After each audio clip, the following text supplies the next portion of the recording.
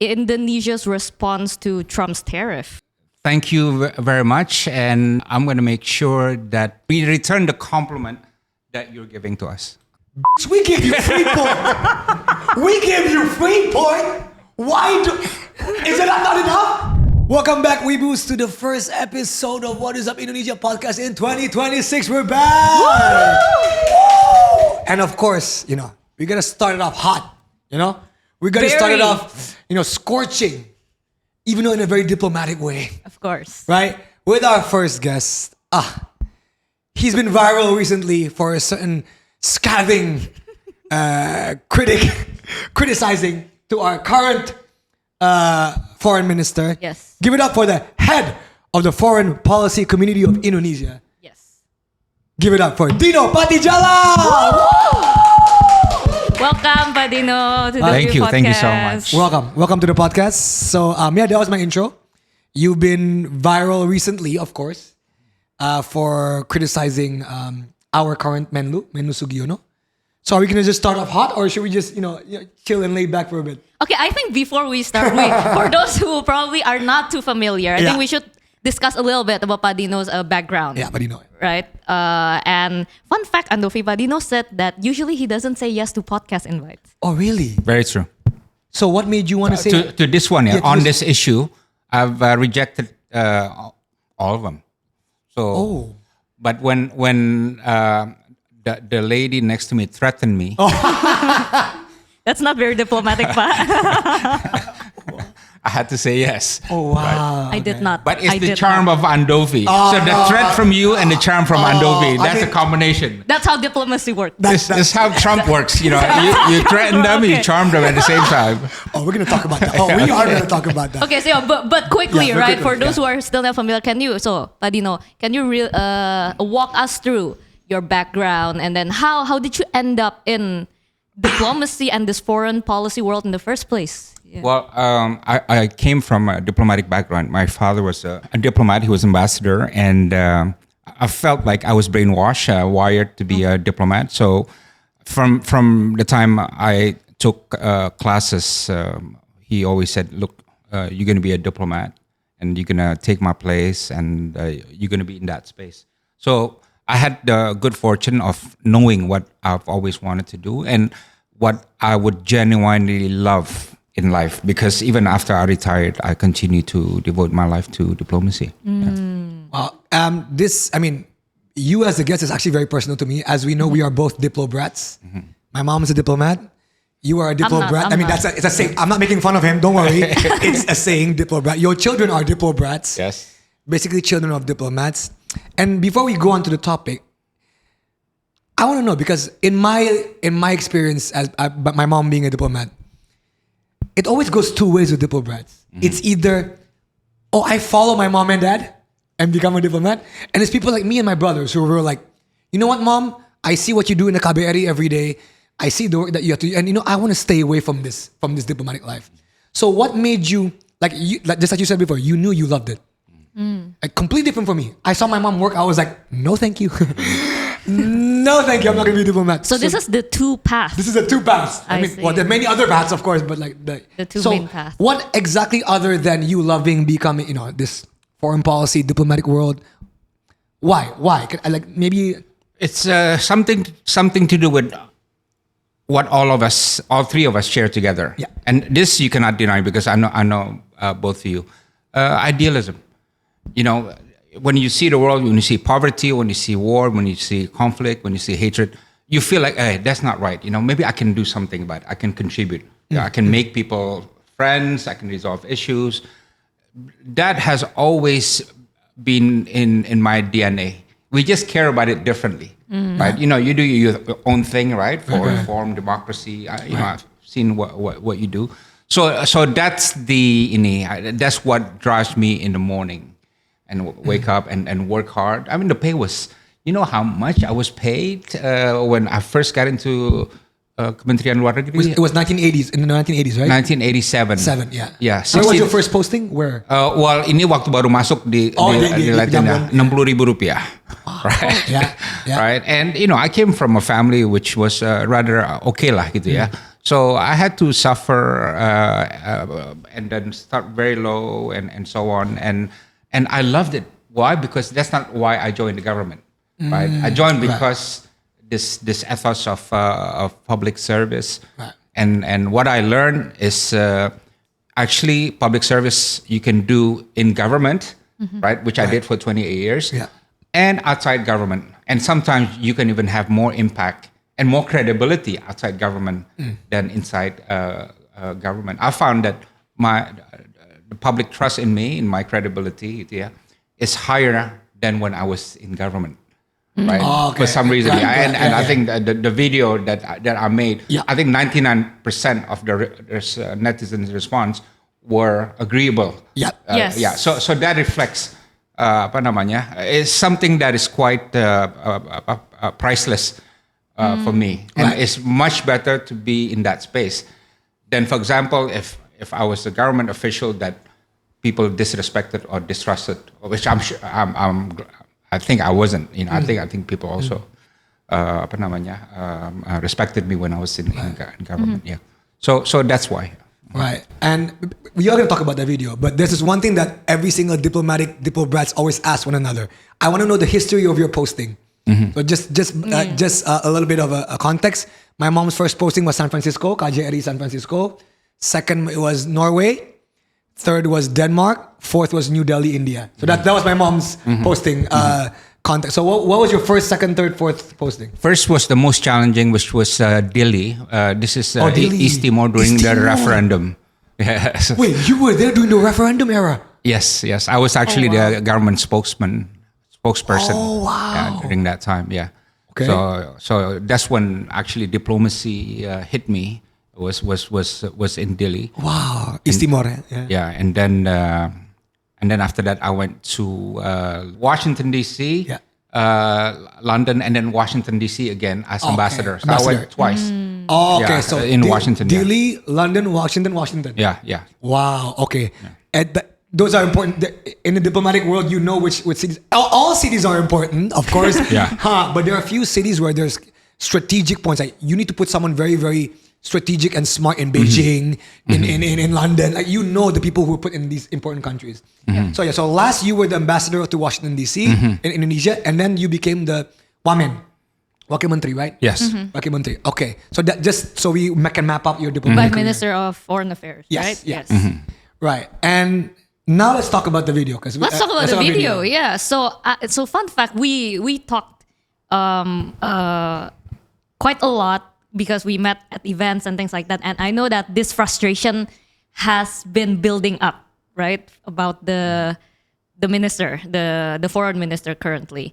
And when I saw that you finally posted that video, I know that has probably been, you've exhausted every single possible channel.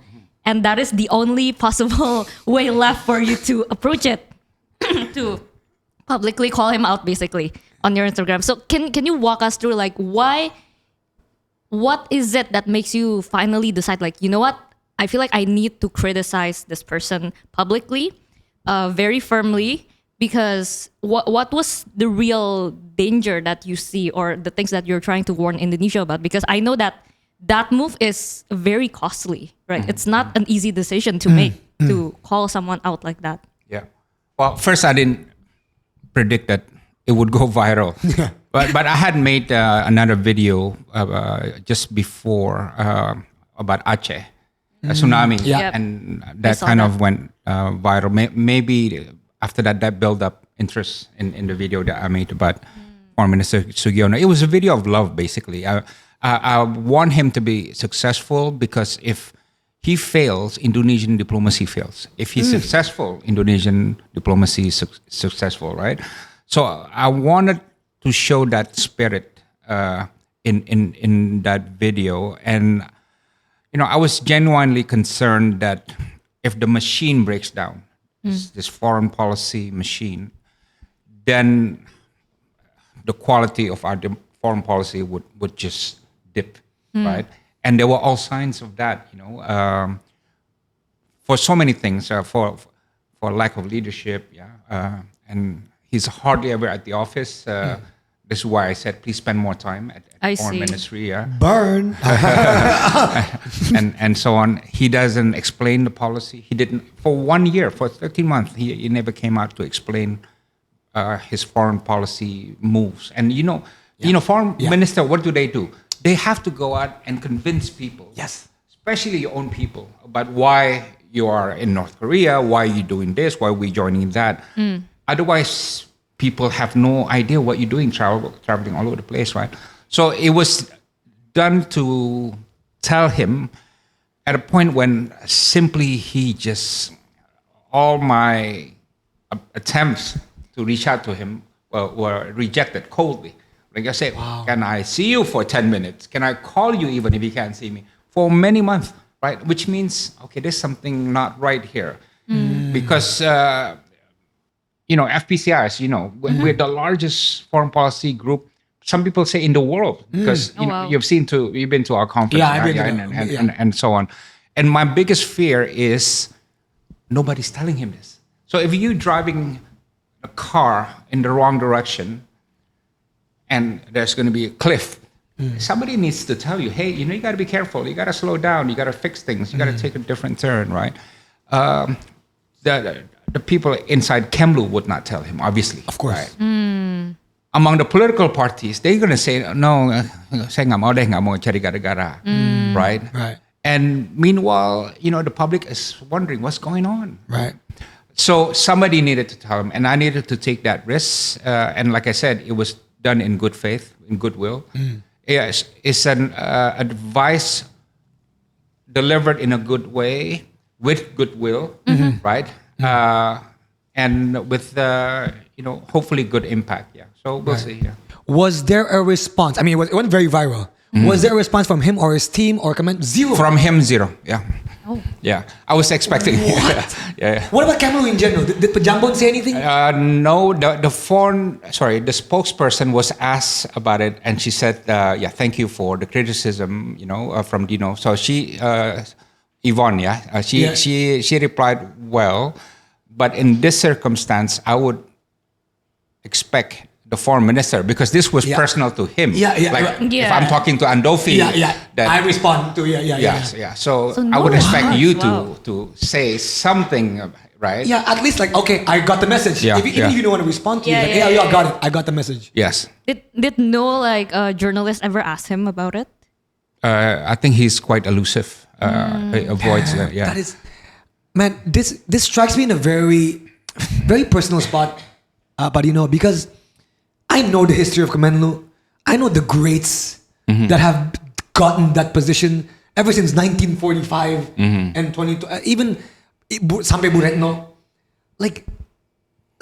It's sad. Honestly, it's look, I'm not gonna say many things because my mom has told me many things about response ke Menlu dan KBRI in outside of what they really don't like. But I'm not gonna say it because that's not ethical, because at least there's ethics. But why do you think it has gone to this? Why? I mean, I don't understand. Wouldn't our president want the best foreign minister, especially right now in the whole Trump era, the New World Order? Yeah. Wouldn't he want it? Or what's happening? I don't get it. Yeah, I think first I don't know. I don't have the answer to that. But what I do know, if he wants to do well in this job, and this is a very historic period for the country, for the world, right? Exactly. He needs to really try and fight, right? And put it this way, when I was appointed as ambassador to the US, I was a kid, I was really young, and I was really nervous, right? And, I didn't know, I didn't have the skill for that job, It was a big job, ambassador in Washington. Washington, D.C., But guess what? I fought for it. I stepped up. I learned. I read. I trained myself. Whatever advice that I could get, right? I would do.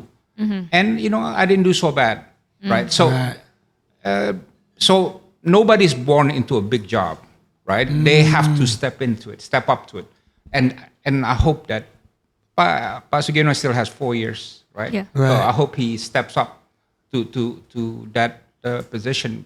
Yeah. So you mentioned you mentioned earlier that our foreign minister, like if our foreign policy and diplomacy and things like that dips, everything else will go along with it. Like it is a very crucial aspect of a country, especially like Andovi mentioned in this current time, right? But maybe for people who are not that familiar, for a lot of them, they feel like the work of the foreign minister of foreign policy are just speeches, or it's just like it's very detached from their day-to-day life. So can you maybe spell it out like tangibly what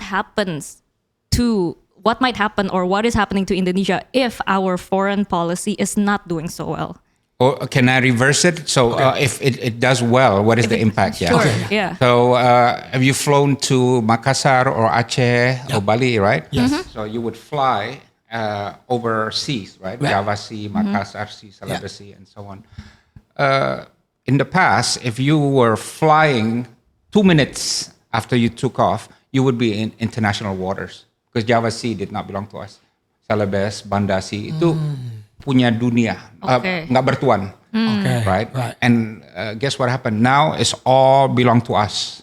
All the seas within and around us belong to us. You know, the resources, the oil, the navigation, everything, that is ours. Just like we own the land. And how did we get that? Diplomacy. Wow. Right? That's something very tangible. That's Very absolutely tangible. tangible. Yeah, right. Now we live in, and we saw war in Middle East, war in Europe, in Latin America, in Africa. But in Southeast Asia, except for Thai, Cambodia, we are very peaceful, and we all belong to one organization. And the catalyst was when the Cambodian conflict was resolved. Ya kan? Cambodia had genocide by Pol Pot, and then Pol Pot. And The outside Khmer powers, the Chinese, the Americans, and so they played a role. And because it was resolved, Southeast Asia now is very peaceful. Guess what happened? Indonesia negotiated the peace settlement. Who? Ali Alatas. It was Ali Alatas. Right. Okay, I didn't know that. Yes. So diplomacy addressed these issues and resolved these issues, right? So I know there's a school of thought now. Look, with the world, with rising rivalry and tension and everything, we have to up defense spending and so on, right? But I still believe 100% the best defense is diplomacy for us, because we don't belong to any alliance, right? And so on. So the best defense is diplomacy, making sure there's no country in the world, especially around us, that are hostile to us. And that is the job of what? Of diplomats. Yeah. Ya kan? Yeah, Ingat nggak dulu before kan, Malaysia was our enemy. Yeah. Even Singapore was our enemy, and at some point, the Vietnamese, we were worried about them, or the Chinese, and so on and so on. Yeah. Right. But now, all of them, we don't have any hostile relationship mutually with them. Right. That's diplomacy, and that affects the lives of our nation. Yeah, the fate of our absolutely, nation. absolutely. Especially considering like the world now, right? Oh, especially the world now. Very scary time, honestly. Yeah, and jumping off of that, like I do want to ask you about your thoughts on the current world events, right? As someone who's really entrenched in the foreign policy community and just foreign policy in general, look, we got to talk about the big elephant, the big orange elephant in the room. Okay, what is going on? Like Venezuela, that's nothing. Maduro, Trump, U.S. Now Greenland. Like it just feels like the world order has. It just feels like. Is it all just gone? Is NATO going to be gone? What is Indonesia's position if NATO is gone? Should we stick with the Europeans? Should we stick with Greenland? Should we stick with the US? I mean, Prabowo is in London right now. Like, What is going on? What is going on? Like, we don't like. What is Indonesia's position in all of this? Yeah. Well, if you imagine the world order is like a house, itu kan ada pillars, ada pakunya, and so on. The pillars and the paku is dicabut. So the house is crumbling because they were built on rules and norms and international law, right? Yeah. Meaning what?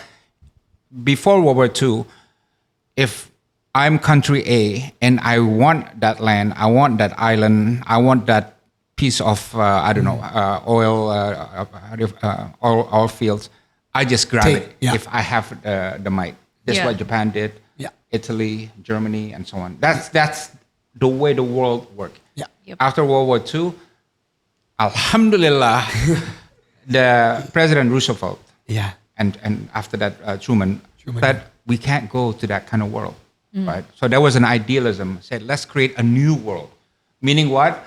A world where if you have your territory, your sovereignty, I can't bother you, Yeah. Right. right? No matter how powerful I am. Right. So everyone leaves everybody alone, respects everyone's sovereignty.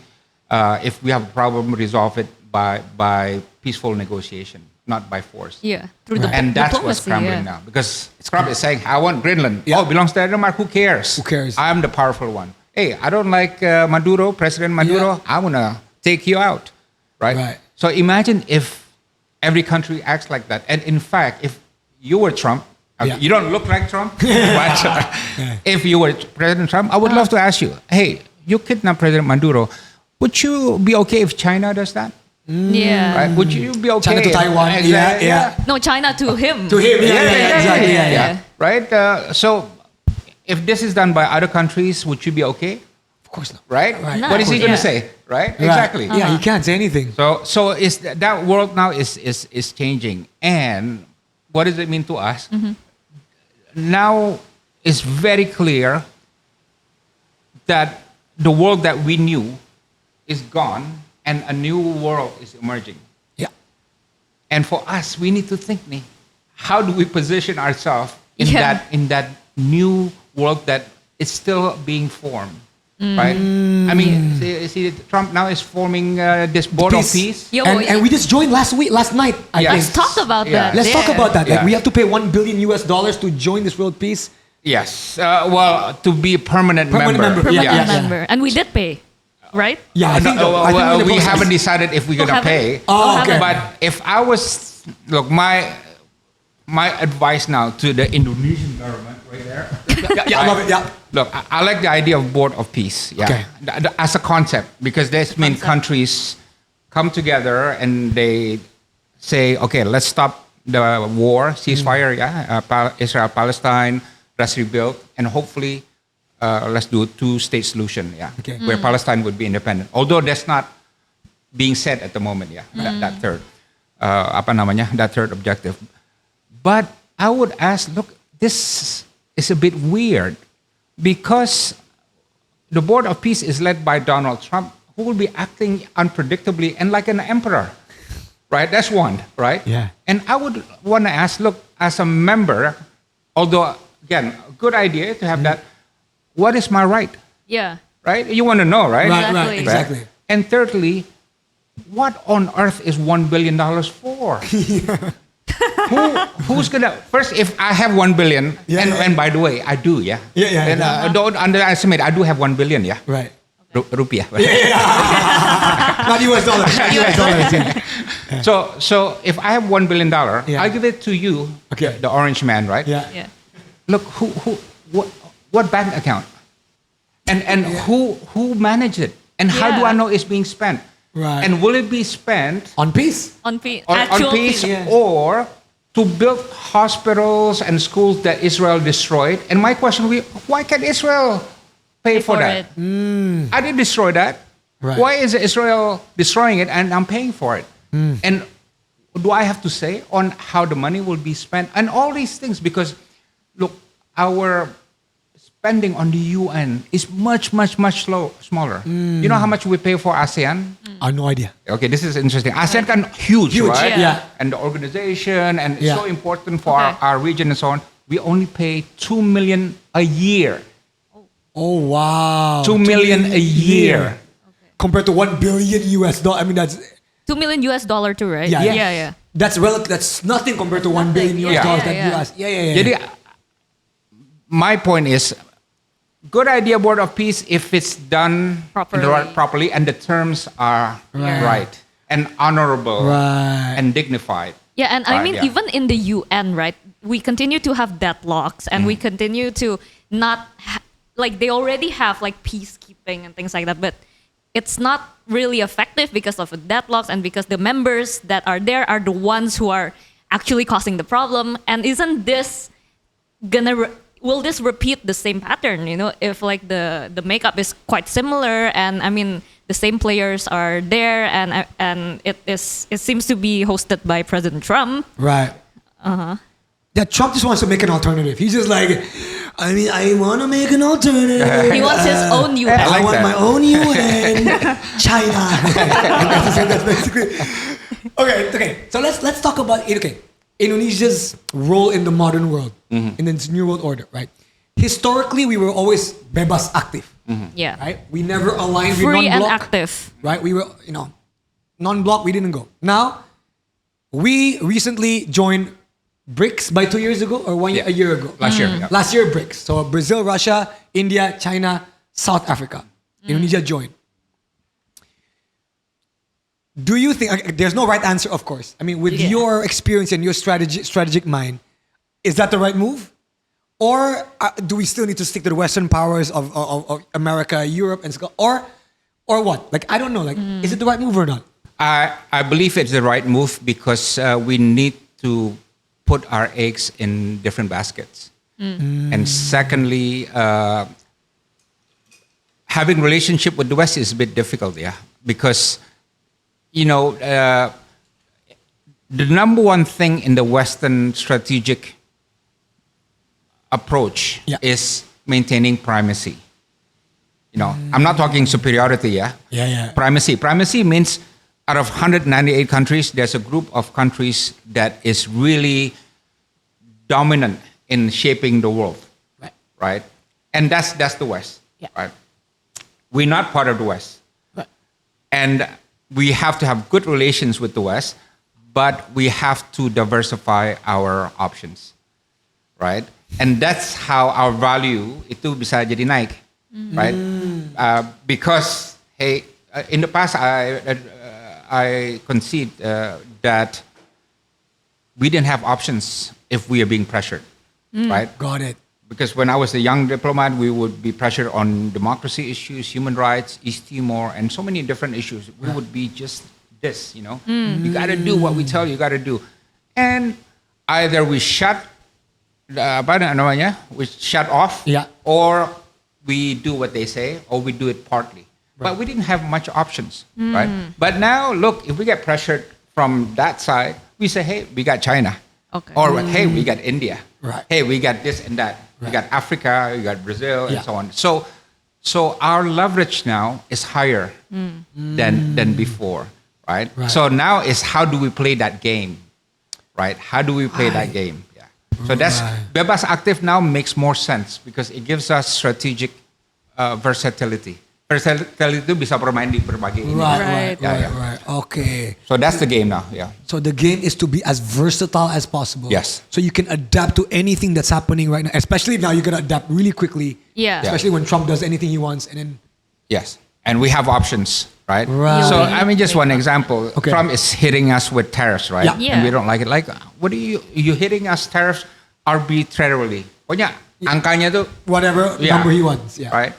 And in the past, it would be very much a serious problem. But now our trade surplus keeps going up despite the tariff. Why? Because we're selling to China, we're selling to that country, we're selling to India, right? And China's trade surplus is the highest ever, $1.2 trillion surplus. Surplus, yeah. And that's the highest ever by any country in human history, right? Despite 100% tariffs to America. Because they're selling to everybody else. Yes. Yeah. Jadi the key operating principle, right? And all the jomblo who are watching this know this. Okay, all the single people, okay. Options. Right? I never thought that would be all right. Right? No, there is so I actually wrote a question about that, right? So I wrote that diplomacy at its core is about relationship and negotiations, right? It's about relationship between countries, which is essentially relationship between humans when you narrowed it down. And so if you think of diplomacy like a romantic relationship, what kind of partner is Indonesia on the global stage right now? Are we emotionally available, avoidant, assertive, conflict averse? What type of romantic relationship? Are we playboy? Are we? Wait. Yeah, so bebas aktif. Bebas aktif. Are we like? We are allergic to commitment. So what are we? That's actually a great one. Well, now we are a geopolitically promiscuous country. Put that on a T-shirt. Geopolitically promiscuous country. I had an inkling that we are pretty promiscuous. That means we have many partners based on what I need, right? Yeah, bebas aktif. And that's again, bebas aktif now is much more valuable than before, because before we couldn't do that very freely. So would you say that if the global international world is kind of like the dating pool, now the dating pool is rewarding those who are more promiscuous than those who are more committed, who are like, you know what, this is my person, I'm gonna stick with this person. That person, like, is it more beneficial for the ones to be more? What? Yeah, the rule is simple. The rule is this. Are you married, by the way? No. Okay. She's married. I know. I met her husband. He's engaged. So the rule in this diplomacy bebas aktif and this being geopolitical promiscuous, you don't own me, right? So we have a love affair, right? But I don't own you. Sorry, you don't own me. Yeah. You can't tell me to stop talking to her, and you can't tell me don't go there. No exclusivity. No exclusivity. Yeah, okay. That's the key principle For a country, ladies and gentlemen, not for the guys. Yes. Okay. I'm just putting it out there. Yes. I don't want guys to be like, hey guys, I'm promiscuous because I'm like Indonesia's foreign policy. You know? Yeah. I don't want that to be like the next thing for Jaksel guys. And you don't want to tell your fiance that, hey, Dino told me this. So Dino told me to. Okay, so if that's the case, then continuing the dating thing, right? What would be Indonesia's biggest green flag in our diplomacy and our red flags that might hurt us in long term? Would you say? Wow, I love it. This is very Instagram, TikTok reel material. okay, red flags. Red flags. Sure, red flags. Okay, there is the biggest danger is, okay, nobody owns me and I want to be friends with everybody, but I please everybody, I smile at everybody, and I don't have a principle. And if I have a relationship with you and you beat up your wife, or you burn your neighbor's home, and I say, hey, we're friends, right? So, okay, it's fine. As opposed to, hey, Andofi, we are friends, but that's not how you do things because you're bothering my neighborhood and you're ruining our world and blah, blah, blah. Looking you straight in the eye without hesitation, confidently, and tegas. That's the biggest red flag. You're not able to do that. And the potential of us going in that direction is there. Oh, right? okay. Without me going deeper into this. Yeah. But there is that risk. Because if we go there, what happens? We become Switzerland. Oh. Switzerland is just neutral, kan? Right. Right? But we want to be friends with everybody. But where we have to stand up to principles, when we need to resolve the conflict in Cambodia, for example, we can, ini sama China, we can dorong America, hey, back off. You know what I mean? So that's the game that we play as Indonesia, not Switzerland. Right. And I love Swiss, by the way. Okay, so for example, Indonesia is having multiple partners, right? So it's having a relationship with Andovi and it's having a relationship with Jovial, for example, Andovi's brother. And then Andovi and Jovial, they get into a fight, for example. And then Andovi's like, hey, Indonesia, if you still want to have fun with me, then you need to pick me and stop talking to Kajo. Like, isn't that possible too? Like for us to be put in that awkward position? Because I feel like it's impossible for us to please everyone all the time. And everyone's being okay, cool with Indonesia, right? Yeah. Again, this is, first we got to choose which conflicts we actually have some influence. Because there are so many. I mean, conflict in Sudan, we can scream all we want. They're gonna listen to us. Right. And so on. Conflict in Ethiopia and so on. But the ones that we have some say, Palestine, we have some say. Yeah. Thai, Cambodia, because we are in ASEAN and so on. Then we have to say something. Ya kan? And who we scold and who we embrace, that's just part of the game. Believe it or not, we scolded the US because of that sea thing, right? Because we made a deal, a constitution of the ocean, and we negotiated with the US.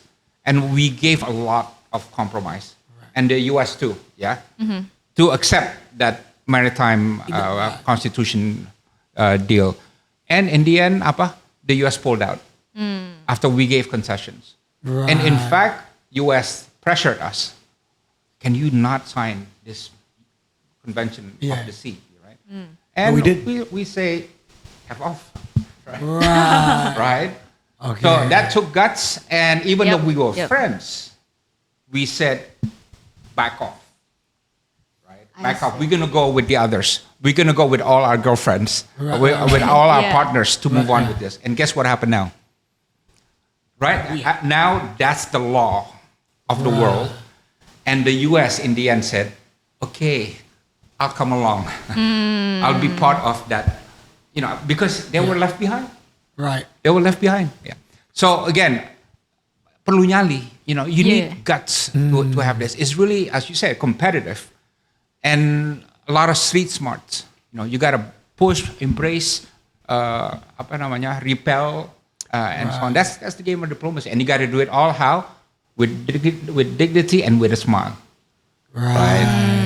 That's the art of diplomacy. Diplomacy is very hard. It is absolutely and hard. this is why you actually need a lot of very, very skillful people occupying that space. And now I get it, because the bebas aktif thing, it's like the game that we're playing, right? Right.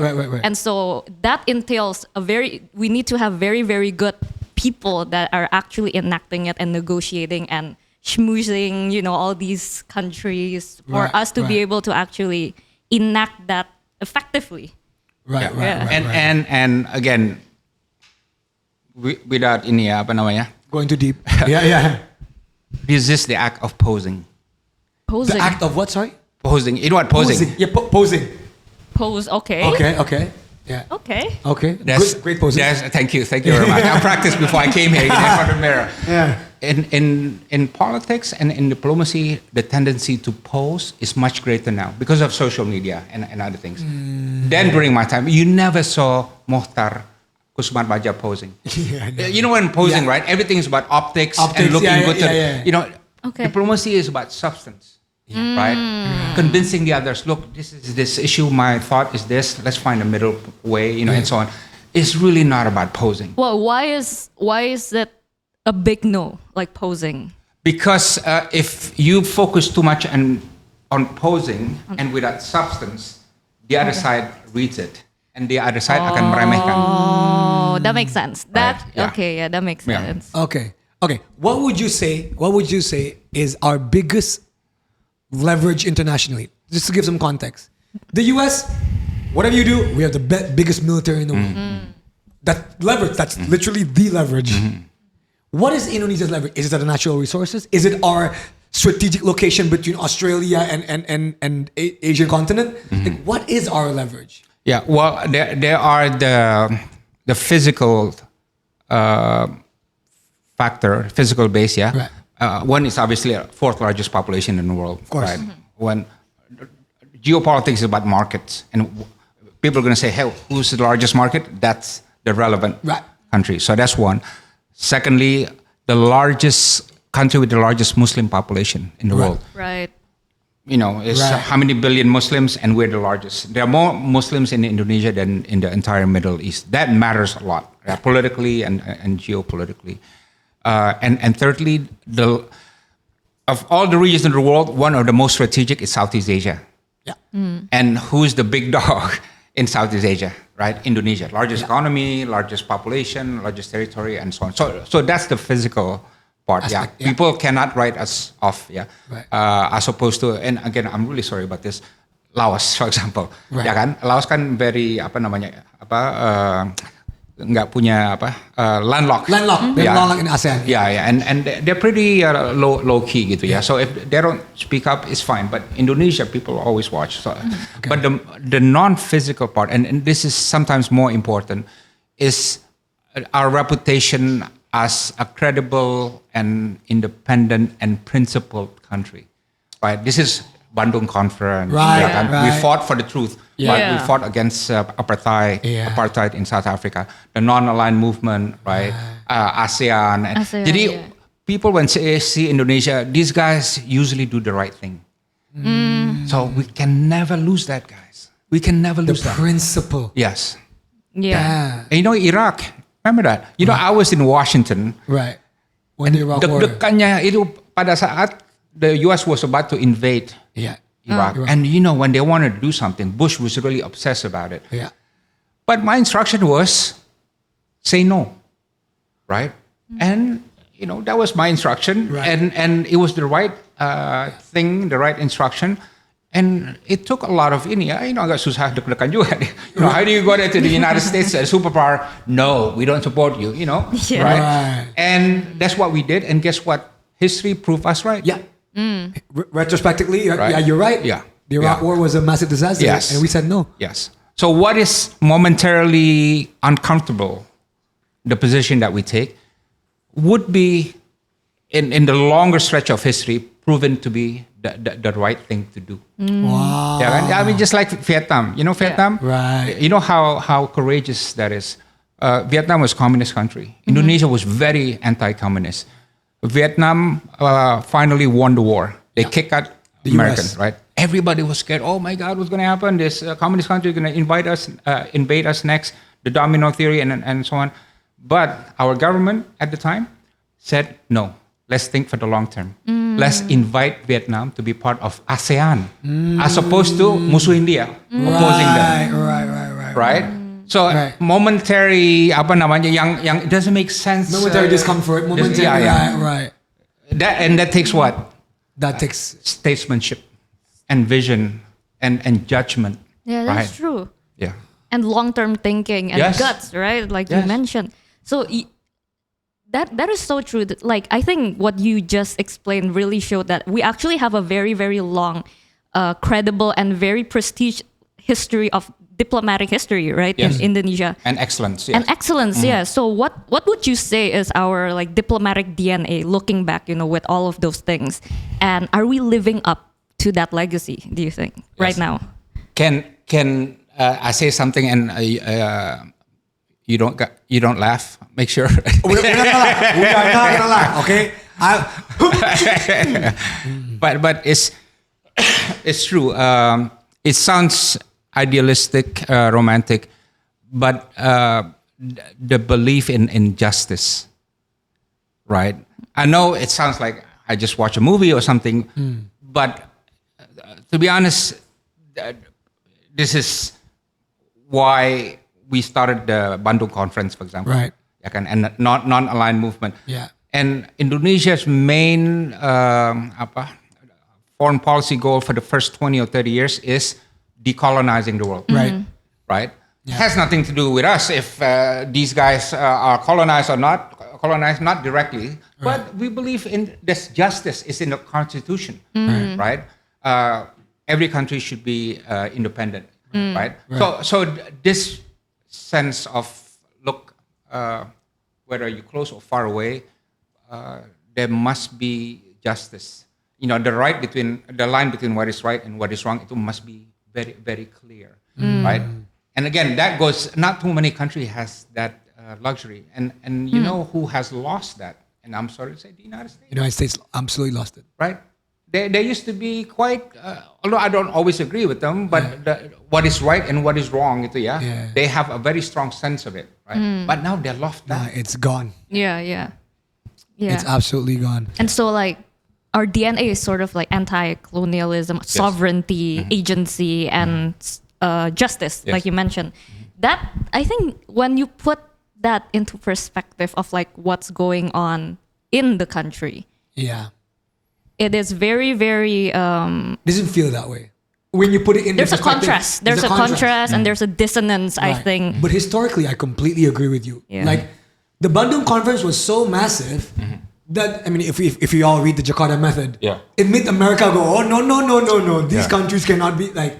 It was that important that we were the first guinea pig for what America did for South America. Read the Jakarta method. I'm not going to spoil you. So I understand historically you're right, but it's like as Indonesians nationally, internally, when you talk about the sense of Like justice, right now. right now at least, Yeah, you're like, wow, it's hard. It's hard to grasp that. But I get you. I get you. And that's a very important point, yeah, because look, around the world, democracy, reforms, humanity are slipping, Yeah. right? Both in the West and in the East, yeah, gitu. For us, we have to guard that. Jangan sampai slipping nih, democracy, reforms, sense But of how humanity. how do we guard it like realistically as like normal people, right? You know what I've found since retiring from government, the most powerful thing. I made this comment the other day at the award thing. Okay, Civil society, Okay. right? With the orange leader, who's pushing back? The civil society. Civil society. The U.S. civil society is pushing back. Right? On Gaza, Israel had a free hand, all the money, all the weapons, and so on. Who's fighting back around the world? Civil society. Civil society. Right? The conscience of the world is in civil society. The most strategic thing we have to protect, in Indonesia is the freedom and the vitality of civil society. And you know why? Because everywhere now is under threat. Ya kan? Yeah. Everywhere. Ya. Including konspirasi, ini dari Yeah. asing lah, apa segala macam, you know. Hey, antek asing. Yeah. That was no. So your role, Abigail, Andovi, I see you guys pushing back whenever there's an issue, speaking up fearlessly, right? That's very strategic. Very strategic. Yeah. Wow. That's let's go civil society. Semangat, even though right now it's not doing good, but there's always hope. There's always light at the end of the tunnel. I do believe that. I love, some people would not think your optimism is real, but I love it. It's refreshing. Honestly, your optimism, we need it from people like you, right? People always say young people need optimism. You being, I'm not saying you're old, sir. I'm not saying you're old. He's actually calling me old. No. I'm saying, In a very diplomatic way. you know, this optimism, I kind of saw it. I'm not comparing people from Tom Lembong here. But Tom Lembong sat in the seat. Yeah. After everything that happened to him, you just felt like he's just like, no, we got it. And I'm like, really? After you got all this stuff, and I feel it from you. I feel it from you. Yeah. Yeah. You know? And the bad news is Right. we're becoming a minority. Yeah, no. You know, Do you feel it? I do feel it. Yeah. I do feel it. one of the reasons why me and Andovi started this podcast is because we see that a lot of young people are losing hope. And I feel like one of the way that we can reclaim and explore where can we pin that hope again is through long form conversations like this. And so I do hope that these conversations can spark a type of optimism and hope that is not delusional in a way like, you know what, I'm just like arbitrarily hopeful and optimistic, everything's fine. It's not that type of optimism, but it's still grounded in reality, and yet you are open to the possibility that no, actually there are still people fighting, and what's most important is for us to guard this hope. And it's not easy, and I'm not saying I'm always hopeful too, but these conversations really help. And I do think the battlefront now is not only about knowledge or skill, it's about mental attitude. That's you true. know? Right. Damn. And Do you think she should run for DPR? Yay! I vote for her. Not. You know what's funny? When Tom Lembong was sitting here and he was like talking about hope, he was pinning it on me and Andovi as well. And now he's doing the same. And then I'm just, maybe this is a mistake. No, right. Okay, but anyway, We're gonna move on to the questions by the Weeboos. So we have questions from the a lot Weeboos. of Okay. very interesting Very questions. interesting questions. Let's start with this. Go on. Okay, from Juan Picente. Maybe it's Juan. Oh, Juan. Oh, I was like, why is he Mexican? Okay. No, this is Juan Vicente. Indonesia, without a doubt, has a history of brilliant and widely respected diplomats. Shahrir, Agus Salim, Ali Alatas, your father, Abu Retno. It is also often said that Indonesia mainly won its independence through diplomacy. What makes our diplomats special in the eyes of the world, and how to continue this proud tradition to the younger generation? I think that's an easy one. Intellectual leadership, right? And it's very competitive, right? Everyone has ideas and so on. But if you want to lead, it's not just power. You have to have a very quality intellectual concept, right? It can be non-alignment, it can be ASEAN, it can be Bali Democracy Forum, it can be so many things. So having that and the ability to persuade others, hey, I have this interesting idea, come follow me, and persuade you to do it, right? And so that's intellectual leadership and persuasive ability. Those are the two key things. Yeah. And those two things cannot be expedited or it takes time. Fabricated. Yeah. No. You either have it or you don't, or you need to build it and earn it. Exactly. Yeah. Just one very quick example. For many years, China was not in the UN. I don't know. Many people don't realize that. Yeah. Before it was just the other China. Yeah. Right. Jadi for so many years they talk about addressing world conflicts, the UN Security Council. China, one of the biggest countries in the world, was not inside because they could not be accepted by the Americans and the West. And what did we do? For decades, we argued, no, this is wrong. It should be the People's Republic of China that should sit in the UN Security Council, right? Not the other one, right? Right. And you know how hard that was to argue, right? And we rallied other countries to also support China, which is why China is grateful to us now, right? That's what intellectual leadership and courage, right? Okay, wow. Okay, next question. Thank you, Juan Vicente. Very good. Oh, actually, no, I'll answer. You want this one? Yeah, okay. So I He's asking me why I am so good looking. Are you sure that's... So I actually know her. Oh, If mean Chelsea, I know her. Ordal. So I didn't ask her to Just comment. kidding. I didn't ask her to comment, but she commented. Dari Ishbin Chelsea, tanggapan Bapak mengenai candaan Menlu Sugiono yang masih kurang punya 3 wamen gimana? Right? Kalau Bapak yang menjabat jadi Menlu dengan 3 wamen, bakalan bagi tugasnya kayak gimana? It's an Indonesian question, but it's okay. Also, please jangan samain Kemlu sama Ferrari. Soalnya Ferrari kemarin bapuk banget. An F1 joke. I don't understand. I don't do F1. But, okay, but yeah. This whole, That's a good question. We need 3 women. Yeah. Right? What do you think about that statement? I mean... Well, I think Pak Menlu needs to understand, be careful with the words. I think he was joking. And this is what I learned when I was spokesman at the palace. Your joke can be misinterpreted in so many ways. Yes. So he shouldn't have said that. He should have said, look, I got 3 vice ministers. It's more than what any other previous foreign minister and any other departments. No other department has 3 vice ministers. And I'm grateful and they're doing a good job and we hope to do good things for the country, period. Not say it's not enough, right? Because when you say that, you get picked on. It's so easy to be taken out of context, to be misinterpreted, and maybe it's not especially the right time. Especially when you're in that position of power. Especially when you're in a position of Exactly. And he's got to stop saying, I'm nervous. He does say it. Yeah, he said it again. He said it right? again. Yeah, I remember. Yeah. And then, as foreign minister, you can't say it. Even though you're nervous. Yeah. Even though you're nervous. Don't say it. Pose it. You get it. Guys, before I came here, I was so nervous. I threw up in the car because I'm going to see Abigail and Andovi, the legend. I threw up and so on. I couldn't sleep last night and so on. But I'm faking it now, right?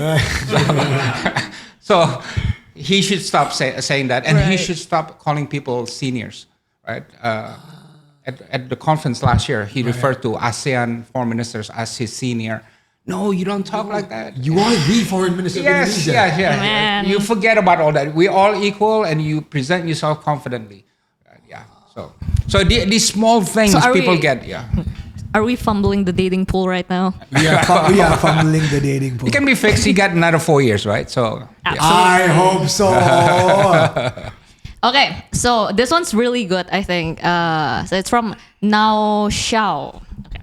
I've seen some of my acquaintances getting slightly more and more skeptical with international organizations like the UN and ASEAN because for them, there's not much effect on the world's affair from everything these organizations claim they do. Do you think for youth these days, wanting to participate in those organizations is still relevant? If yes, why? And if no, what kind of concrete action or practical suggestion that one could do from their closest environment to keep being involved in the scene of international affairs?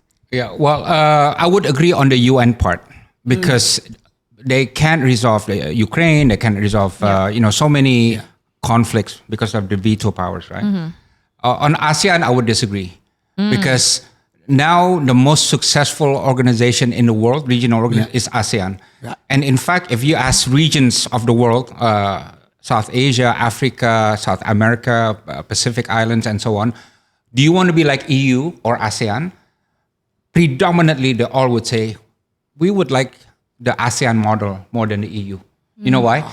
Because EU model, you got to merge your currency. Yeah. You got to have a common parliament. Right. Nobody's ready for that. Yeah. No borders and so on, right? So the ASEAN model is just right? And so ASEAN has changed the region. Right.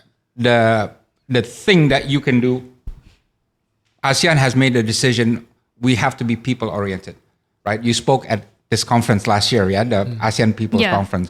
Meaning now ASEAN is too top-bottom, too much between governments. And antara peoplenya very small interaction. That's actually true. I do feel that way. Like I feel that as one of the best things about ASEAN tangibly is the visa-free to everything, right? Yes. But I do feel like, especially when we had Pita, the almost prime minister we yes. had him. And then I read the comments from Thai people in the What Is Up Indonesia Instagram, and I was like, it's we're actually one. But when the Thai people I know they commented because of Pita, of course, but it just felt like there needs to be more like direct person to person, like people. Yeah, and when they're commenting, like the Indonesians were like, oh wow, we actually have very similar struggles with the Thai people, even though like very clearly different political structures. Yes. Right. And then we see Malaysians people audience commenting, and then from Singapore, and then from Philippines, and they're like,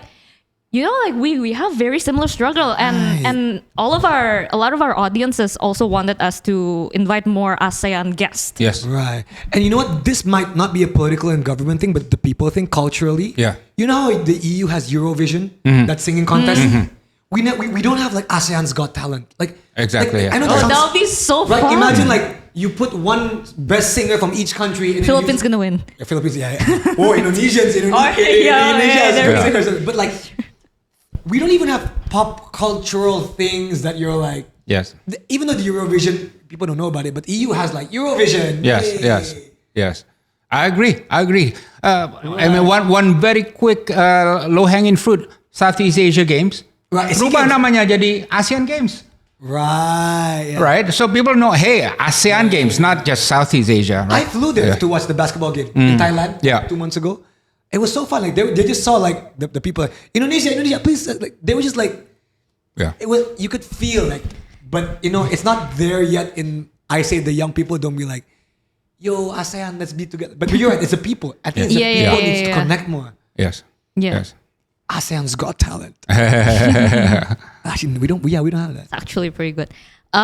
Next, so this is related to the previous comment about jokes. Actually, this is pretty funny. From why is there YRZ? I don't know. Pak Dino, what do you think are the best jokes, one that you consider successful in breaking the ice, you've ever made in your speeches?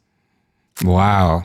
This is I can tell you this. When I was ambassador and also vice minister, I would carry a small book containing jokes, right? Oh, wow. And I would advise this for Pak Sugiono or the vice ministers to do the same, because there are a lot of times they're just going to call you up and give a speech. And the best way to start a speech is always with a joke.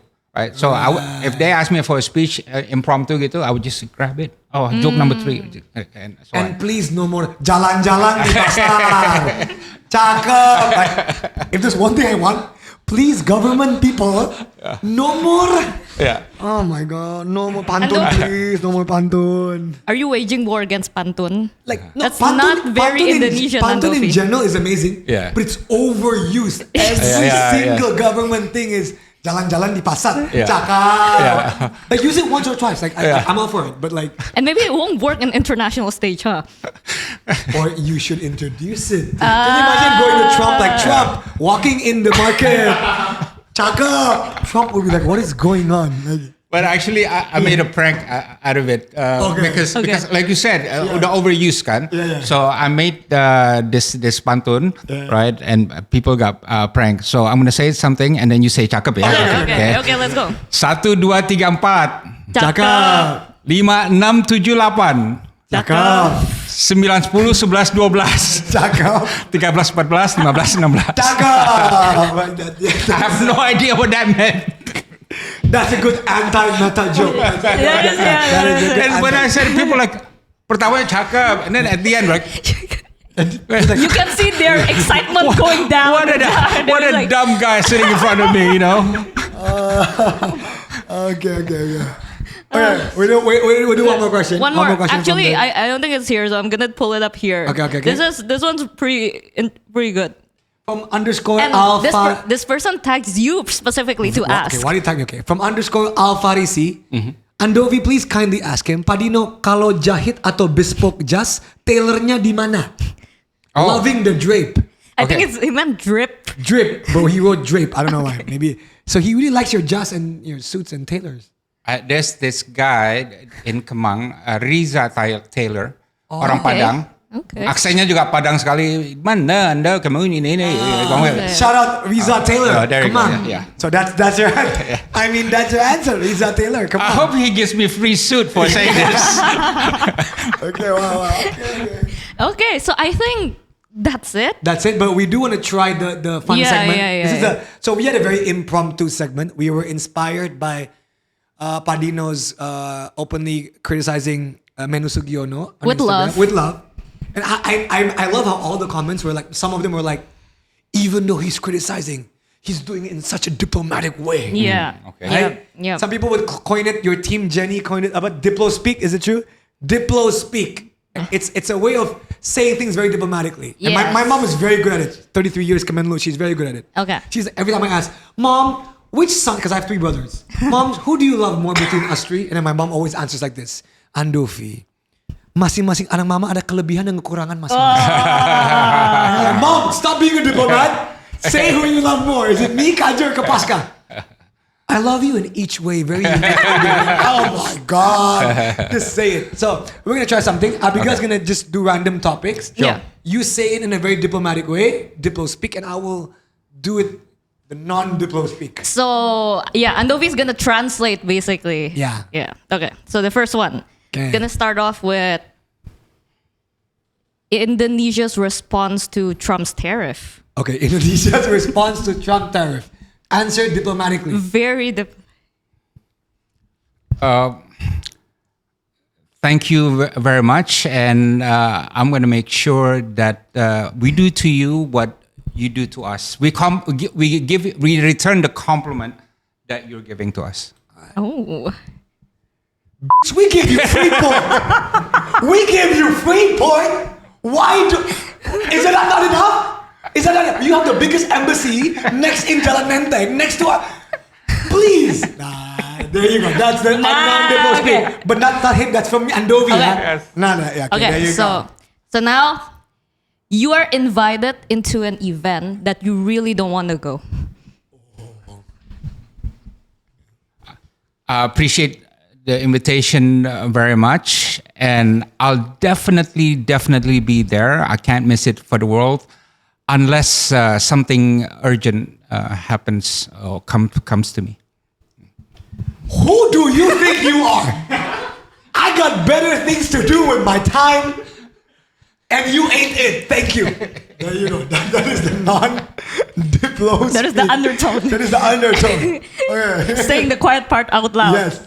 Okay. Indonesia's weak passport. What do you mean weak passport? Like the visa-free countries. Yeah. Relatively. Relatively. Of course. Yeah. Compared to Singapore and Malaysia. I'm very glad that our passports are accepted in many places around the world. But obviously, we gotta add more to the list of countries which will accept our passports. But our passports are loved around the world. Do you know how long it is to apply for a visa to the US Embassy? Have you ever had to pay and get rejected and get the pink slip? You go to Bali for free. We should stop Bali for you. There you go. We should stop Bali for you. There you go. Okay, last one. And this is very on theme with what we've been saying. Turning down a potential love interest. Turning down a potential love interest. So somebody you're not interested, but that person's interested. Oh wow. That should be easy. But like you still need to do it in the very bebas aktif approved way, you know? Diplo speak. Yes. Okay. Look, I'm really flattered that you have romantic interest in me, but I really do think that you're too good for me. Oh wow! You're too good for me. That hits home. That hits home. Okay. The non-Diplo speak. That hits home. I don't like you. Okay. Go away. I don't like you. That's the non. Oh my god. Okay. Wow. Thank you. Thank you. Thank you, Pak Dino. Thank you so much. Oh, before we go, what's the next events for the FPCI? Is there any events that you wanna shout out or whatever? Is there a specific thing? Well, the next one coming out is the Indonesia Net Zero Summit. That should be in July. Exciting. And then the Global Town Hall. This is where we invite civil societies from around the world to come and discuss issues openly.